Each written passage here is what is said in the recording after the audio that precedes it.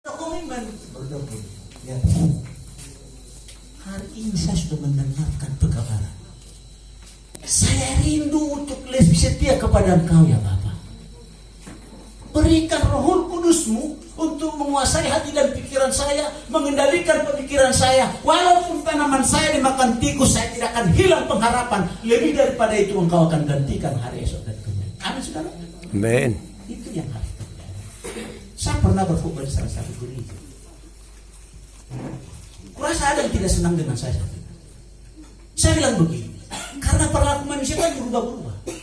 Saudara, saya bilang, bagaimana Tuhan tidak marah? Ada yang menyewa sewa, udah gabe pun bagus hasilnya, cita-citanya jelek. Dilihat, oh ini ada 200 kali, satu rantai ini gugunya padinya. Aku bilang lah nanti 150 supaya nanti gugunya sewanya tidak diminta nambah. Belum panen datang tikus, habis tamat lagi bayar. Harusnya saya berkata, kalau saya lihat padiku ini ada hasilnya 200 kali satu rantai, contoh, saya akan bilang 250 kali, saya akan tambahin yang punya tanah. Harusnya Tuhan limpahkan saudara. Jangan pernah punya cita-cita yang buruk, cita-cita yang jelek. Allah matanya tertuju kepada saudara dan saya. Mata Tuhan tertuju dan Dia tahu apa yang di benak saudara. Tinggal mengungkapkan, begitu saudara mencetuskan, Allah juga cetuskan. Tak. Mulailah masuk binatang terima. Jadikan angan-angan saudara angan-angan yang disucikan surga. Jangan biarkan hari-harimu berlalu tanpa perubahan, biarpun sedikit dan kecil. Yang terpenting menuju ke arah perbaikan. Jangan pula saudara tenang-tenang. Saya katakan tadi harus ada komitmen. Harus ada komitmen ya Tuhan. Saya mau berubah. Berikan saya apa? Kekuatan. Bahasa Bataknya, pargogoya wali Tuhan. Leho parbisukon. Asaboya mangulaon ahan ako batu lomo niwaha. Ini dia. Saya katakan umat Tuhan tidak boleh cengeng, umat Tuhan tidak boleh pelin-pelan. Konsisten. Mau setia kepada Tuhan atau tidak. Tidak ada yang setengah-setengah. Satu kalimat lagi sempurna. Sedikit saja hamba saudara punya keyakinan kepada penyembahan Anda kepada Allah, maka itu akan semakin besar berpeluang menghancurkan hidup saudara. Ya. Ini ada bang saya di belakang baru datang. Satu kampung, hanya beberapa meter. Dia tahu aku dari kecil seperti apa. Saya boleh nikmati hidup saya seperti apa. Saya bukan orang yang gelucu. Saya juga bisa yakin saya bukan orang yang mengecewakan orang. Kecuali orang itu merasa bahwa hal-hal kecil pun jangan mengecewakan dia. Saya suka. Saya bukan orang selalu dipimpin oleh orang tua saya. Saya bentuk diri saya dengan dasar yang dibelikan orang tua saya. Masa depan saya harus kejar. Masa depan saya harus kejar. Masa depan saya harus kejar terus menerus. Sehingga saya boleh dihargai orang, tidak dihina. Menyedihkan saudara kalau sampai orang ini nang harus sendiri nabi tidak kaseno. Apalagi kalau ada kekurangan orang tua, ngebetok sonon. Mengerikan. Makanya anak-anak ada di sini. Bentuk diri untuk hal yang lebih baik dan benar di hadapan Tuhan. Mengikut Tuhan ini tidak perlu pertimbangan.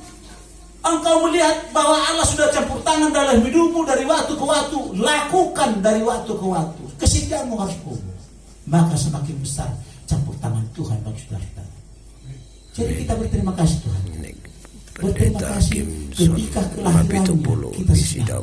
Dan kita tahu pelayanannya. Lalu ada kematiannya untuk menebus. Ini menggambarkan keluarga besar. luar biasa kasih. Pada saat saya tertutup jatuh, datang Tuhan pegang tangan saya.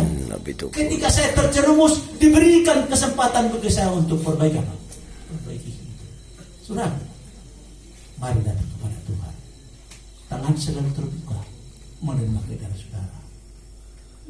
Kolose 1 ayat 23.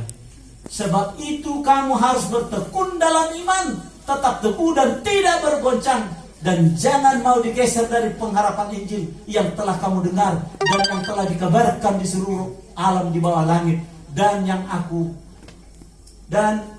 ini Paulus telah menjadi pelayan. Ini adalah kesaksian Paulus, saudara, yang harus menjadi contoh bagi kita. Harus bertekun dalam iman. Apapun goncangannya, itu adalah sebuah penampian. Apakah saudara dan saya setia kepada siapa? Kepada Tuhan. Entah itu duka cita, entah sakit penyakit. Menurut saudara, yakinkah saudara bahwa Allah memiliki rencana bagi Anda? Yakin? Yakin. Amin kan saudara? Nggak usah setengah-setengah. Kalau saudara rajin rezeki pun ragu-ragu, Tuhan berikan bagi saudara. Yakin? Harus ada ketekunan, ketegasan. Aku berpegang teguh kepada tanganmu ya Allah. Lalu yang terakhir, katakan di sini. Akhirnya saudara-saudaraku, bersukacitalah, usahakanlah dirimu supaya sempurna. Terimalah segala nasihatku. Sehati sepikirlah kamu dan hiduplah dalam damai sejahtera. Maka Allah sumber kasih dan damai sejahtera akan menyertai. Luar biasa. Inilah kebanggaan bagi kita saudara. Saya pikir kalau ini selalu kita kejar, maka kita akan bisa hidup seperti pola hidup jemaat yang mula-mula. Sehati, sepikir, dan sejiwa. Itu di kitab Para Rasul pasal 2 itu ayat 41-47. Bagaimana kehidupan mereka?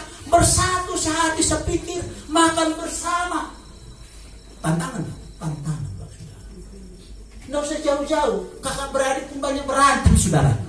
Ini bertetangga. Ada warga Simban Juta, ada mau Raja Kuku, siapapun itu. Tapi sehati sepikir, sejiwa. Mereka memotong-motong roti, lalu bagi, makan bersama, kenyang bersama. Lalu dijual hartanya, dia bagi bersama. Ada gak saudara? Saya ragu saudara. Tapi kita harus menuju ke sana. Sehati, sepikir, dan sejiwa. Itu melengkapi kesempurnaan